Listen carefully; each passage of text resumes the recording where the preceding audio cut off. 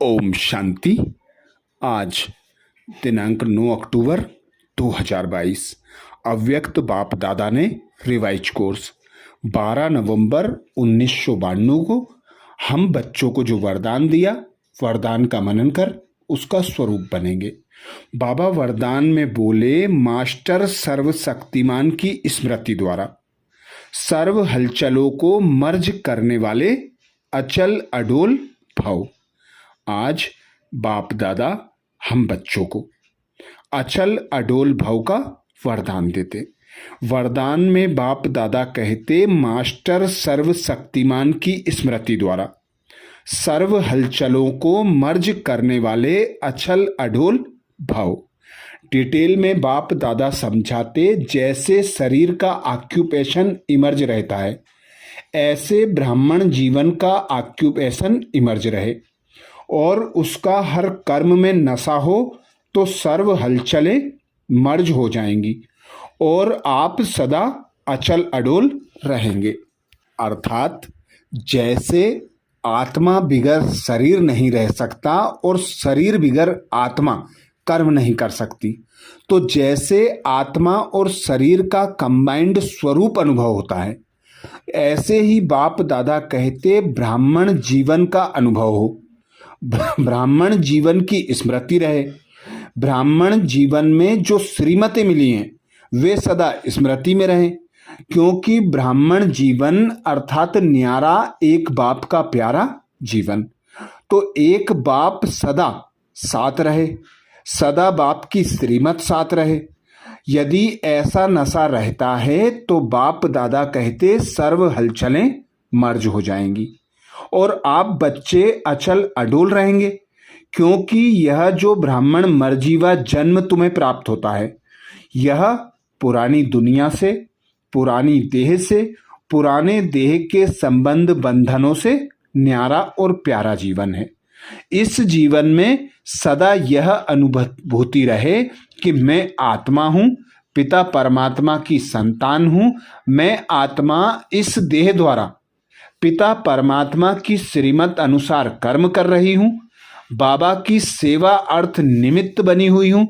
बाबा ने जो मुझे ज्ञान दिया है कि मैं एक आत्मा निराकार अजर अमर अविनाशी हूँ, मैं अभी ब्राह्मण फरिश्ता सो देवता बनने वाली हूँ।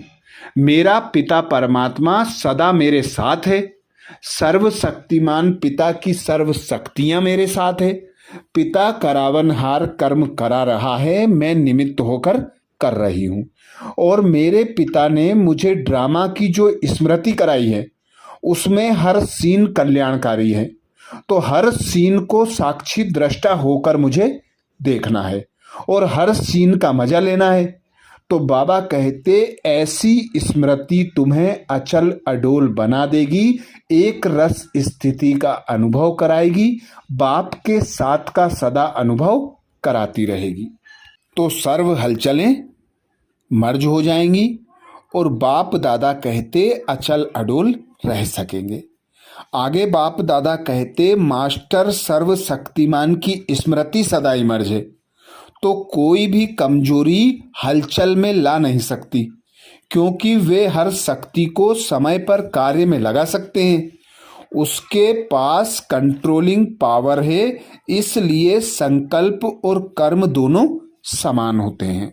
अर्थात बाप दादा कहते, संगम पर बच्चों के पेपर तो आने हैं, बच्चों को परिस्थितियां आएंगी, व्याधियां आएंगी और अनेक परवश आत्माओं के संबंध संपर्क से स्व स्थिति प्रभावित होने की संभावना होगी।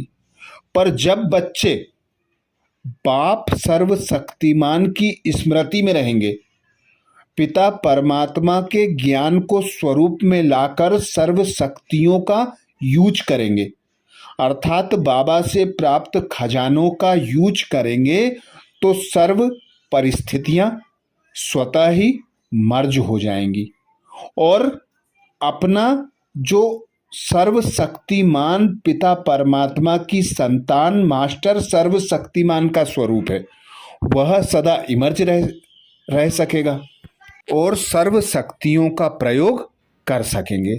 तो बाप दादा इसके लिए कहते कंट्रोलिंग पावर बढ़ाओ, क्योंकि हलचल के समय संकल्पों के तूफान आएंगे। उन तूफानों पर कंट्रोलिंग पावर द्वारा ब्रेक लगाओ। ब्रेक ना लगा सको तो उन संकल्पों को सकारात्मक संकल्पों में अर्थात नेगेटिव को पॉजिटिव में परिवर्तन कर सकेंगे। तो ऐसी स्थिति बच्चों को अचल अडोल हलचल से मुक्त रख सकेगी। तो बाप दादा की श्रीमत ब्राह्मण जीवन का ऑक्यूपेशन इमर्ज रहे, उसके श्रेष्ठ श्रीमत अनुसार जो कर्म करने हैं वह इमर्ज रहे। बाप दादा सर्वशक्तिमान अपना साथी सहयोगी है, करावनहार है, मैं करनहार निमित्त हूँ, यह इमर्ज रहे।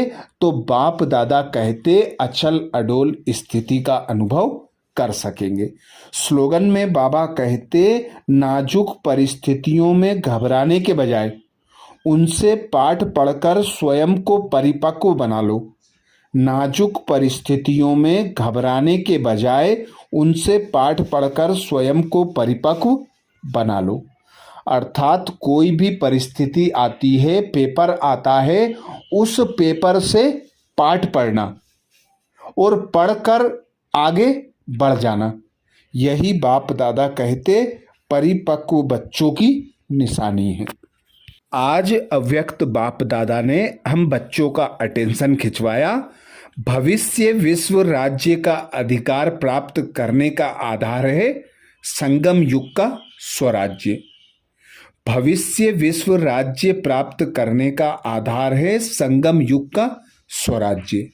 तो जो बच्चे स्वराज्य अधिकारी होकर रहते हैं, अकाल तख्त पर सदा विराजमान होते हैं, अधिकारी बनकर अपनी सर्व कर्मेंद्रियों से श्रीमत अनुसार कर्म कराते हैं, अर्थात आत्मा अधिकारी बनकर अकाल तख्त पर विराजमान होती है, सर्व कर्मेंद्रियों से अपनी इच्छा अनुसार कर्म कराती है। तो बाप दादा कहते कर्मेंद्रियां ही नहीं, मन बुद्धि संस्कार को भी अपने आर्डर अनुसार चलाना, यह है स्वराज्य अधिकारी बनना।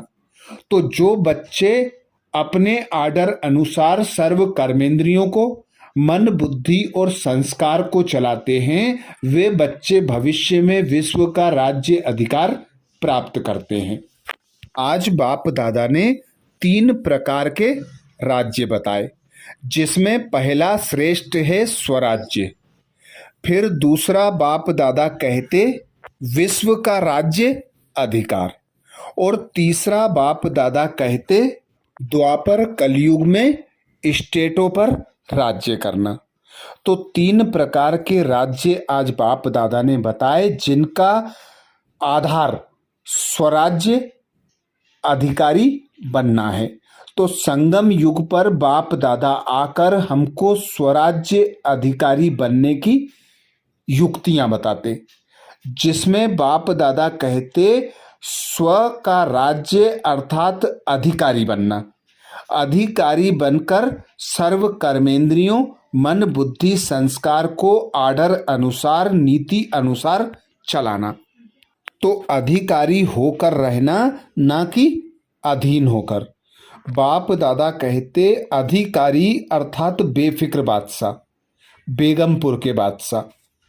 तो बाप दादा अपने हर बच्चों को तख्त नशीन बनाते, हर ब्राह्मण बच्चे को स्वराज्य अधिकारी बनाकर विश्व राज्य अधिकारी बनाते, और द्वापर कलयुग में भी स्टेटों का राज्य अधिकार प्राप्त कराते। तो बाप दादा संगम युग पर हमें तीनों अधिकारों की विधि बताते, ज्ञान सुनाते, राजयोग द्वारा हम बच्चों को संपन्न संपूर्ण बनाते। अच्छा, ओम शांति।